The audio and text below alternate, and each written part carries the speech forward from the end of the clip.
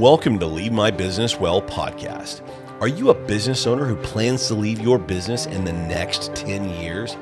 Or perhaps you're a business owner looking to protect your business in case of emergencies.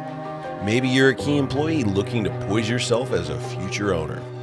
Join Jennifer Moffatt in the Leave My Business Well team as we tackle the exit strategy challenges facing more than 33 million small businesses in America. Business builder, you've built something great. Let us help you leave it well. Okay.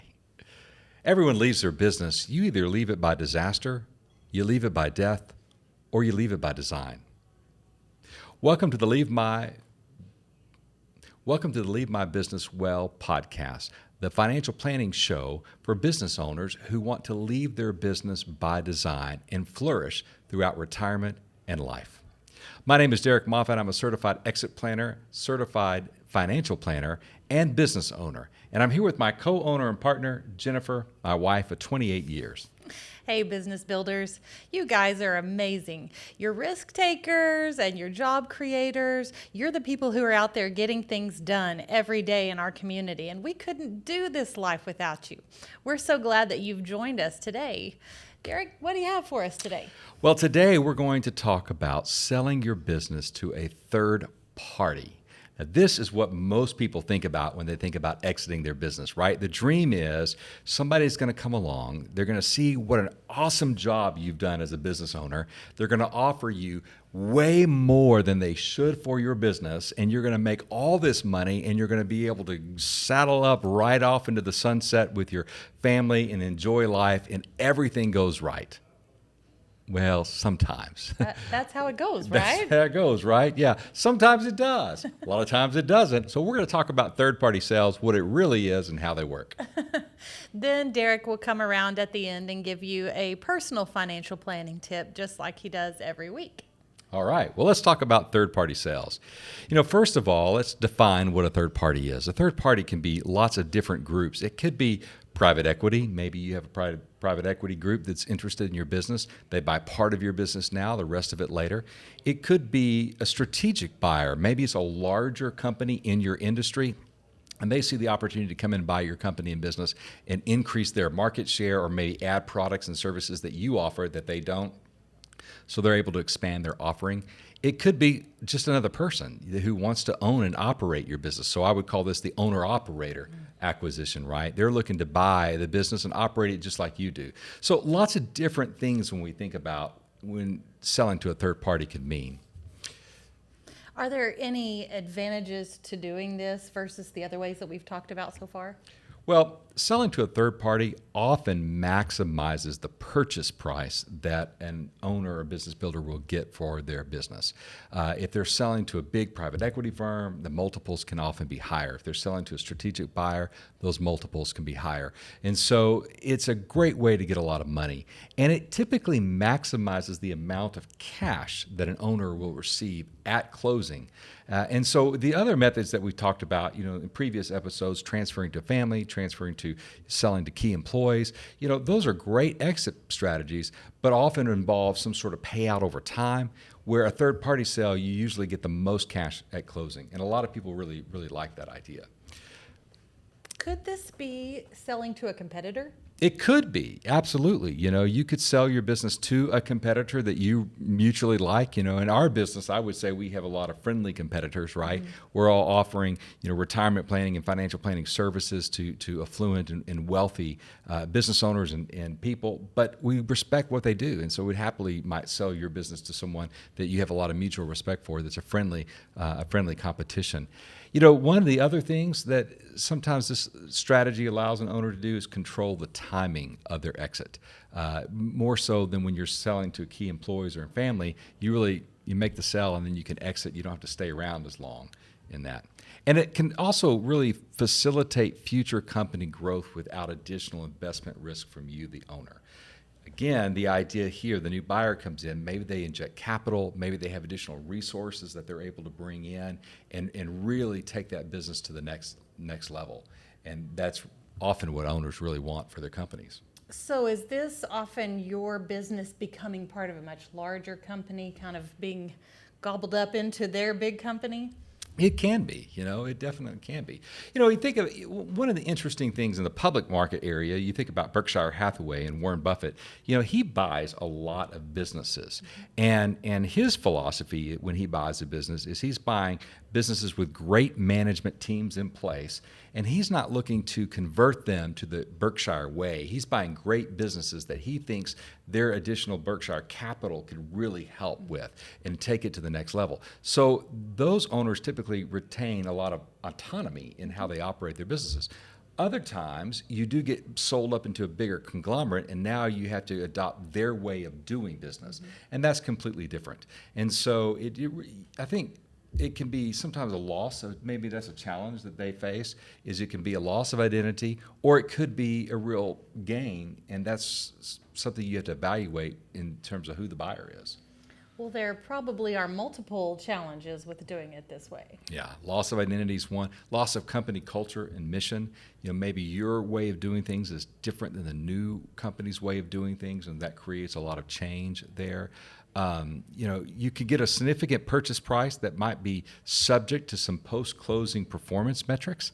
Maybe there's clawbacks, maybe there's earn-outs where the acquiring company is going to pay you over time based on the performance of the company. They want to make sure what you're selling is exactly what they think they're buying, and so they have these provisions in the contract that you get paid later.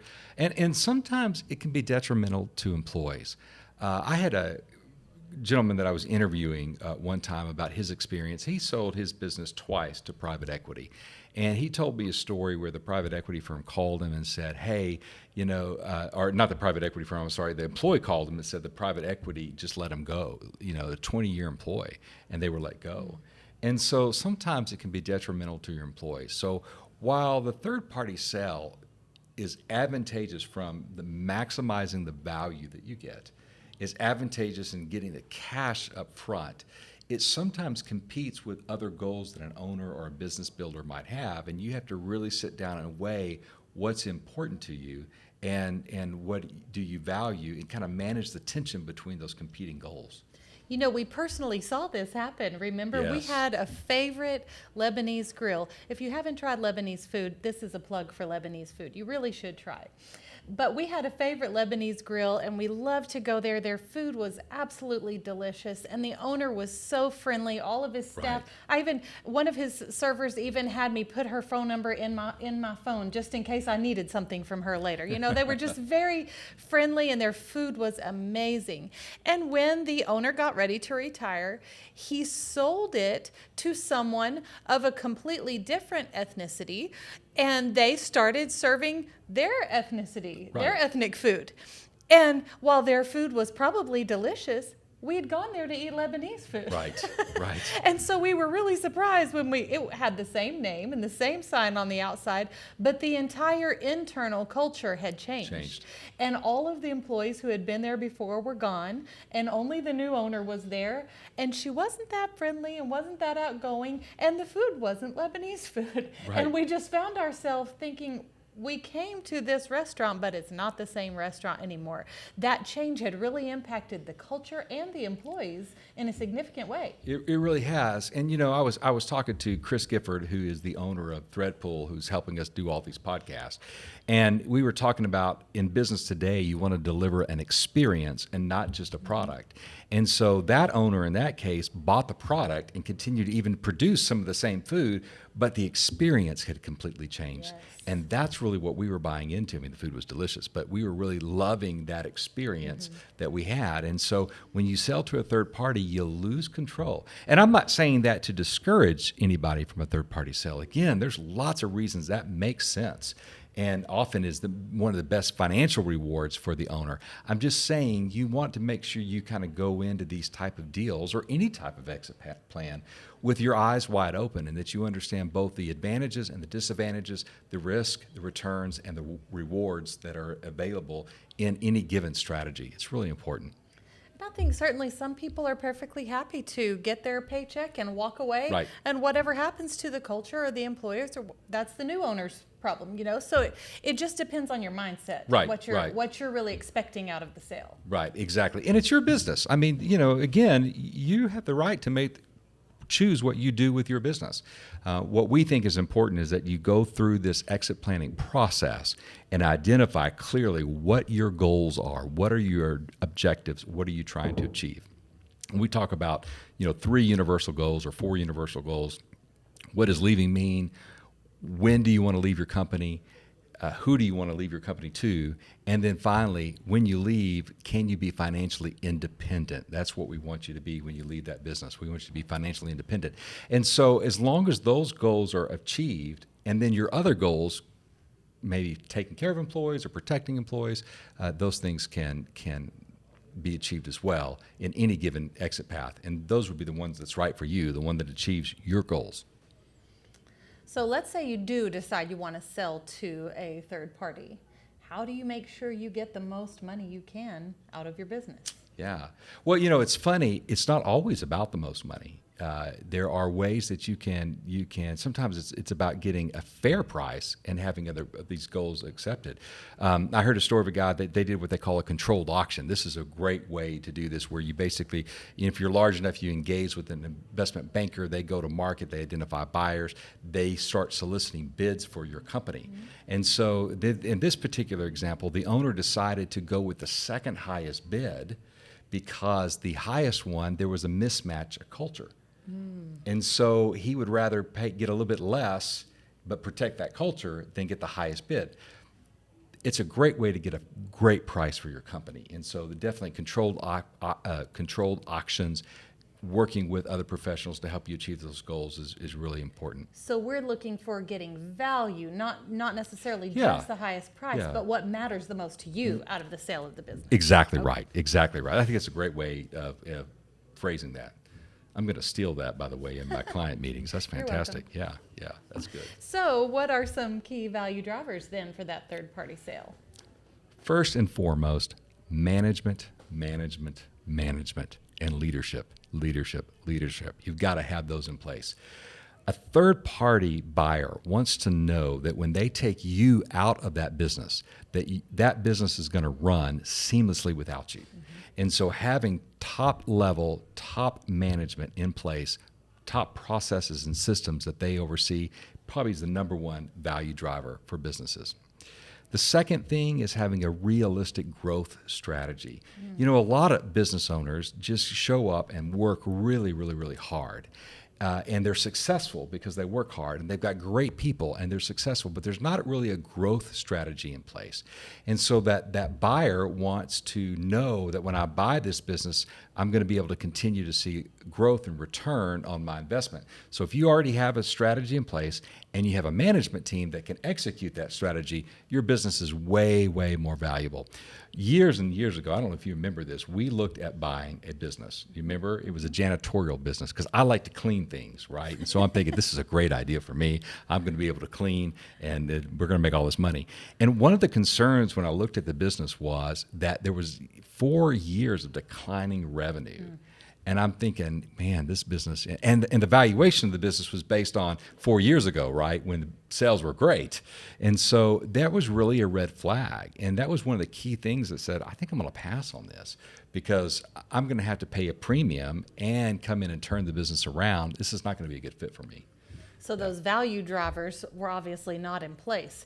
It either wasn't being well managed, or there weren't great sales, there weren't great systems, no great revenues. Something was off track that made you not highly value that as a potential business. That's right. Absolutely.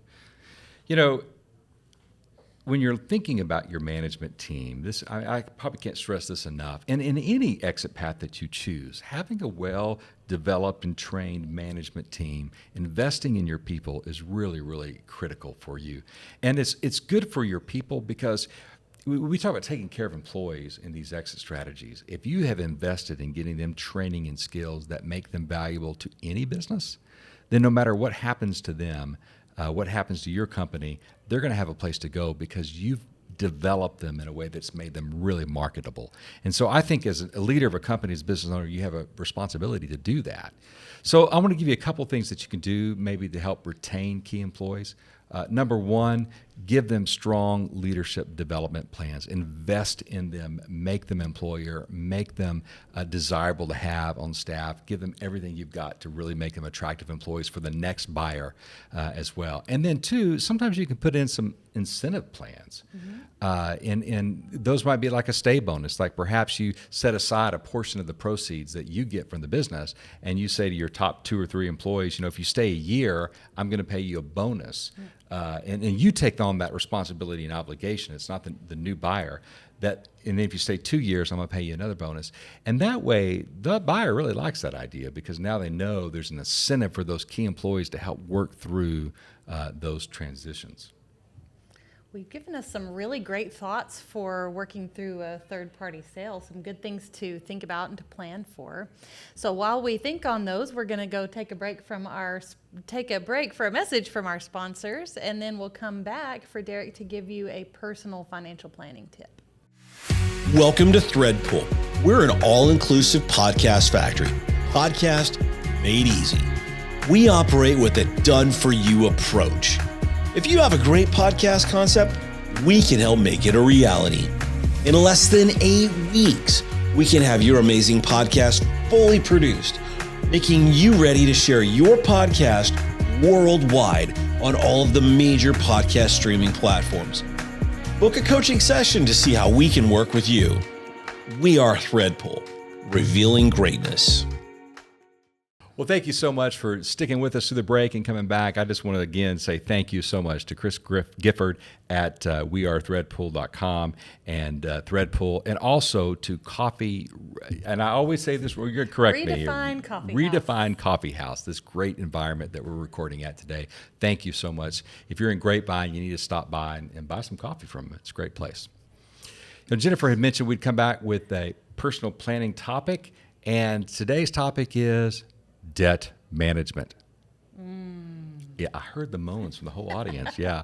I think I said 2 or 3 episodes ago that retirement's really about cash flow. And there's 2 sides of the equation that you can work. You can work on the revenue, the income side, and you can work on the expense side. And so I think a really good retirement plan is no matter how you're selling your business, if you could begin to have a debt pay down strategy to where you kind of enter retirement without debt, it just means you have a much lower bar to step over. We don't need as much income to take out of our portfolio or investments in order to live comfortably because we don't have as much expenses to cover. And so pay down debt, have a good debt strategy, be debt free at retirement, really critical. It's really helpful. So basically, you get your monthly expenses lower means what you need in retirement. That's right. That's absolutely right. Less risk. Well, thanks, Derek. Yeah, And you're thanks, welcome. Business Builders. We're so glad you were with us today. And if you feel like you got something valuable out of this, you learned something today, feel free to subscribe to our podcast. Give us a thumbs up and a comment online. Just keep it nice. And recommend our podcast to your friends and family and business owners you know who may get some value out of this. You can visit us at leavemybusinesswell.com and MoffattFinancialStrategies.com. You can also visit us on Facebook at Moffatt Financial Strategies or at Leave My Business Well. You can also see us on Twitter, and you can send us an email, a snail mail, pigeon. Whatever you do, We'd love to hear from you. Just we really be would. sure and tune in next time when we'll discuss assuming passive ownership. Yes, that sounds exciting. Well, thank you again for tuning in. Let me leave you with this last disclosure that the opinions voiced in this podcast are for general information only, and they're not intended to give any type of specific advice or recommendations to any individual. All performance references are historical and they don't guarantee future results. So all indices are unmanaged. They cannot be invested in directly. Consult your legal, your tax, or financial advisor or before making any personal decisions. Thank you so much for tuning in. We'll see you next week.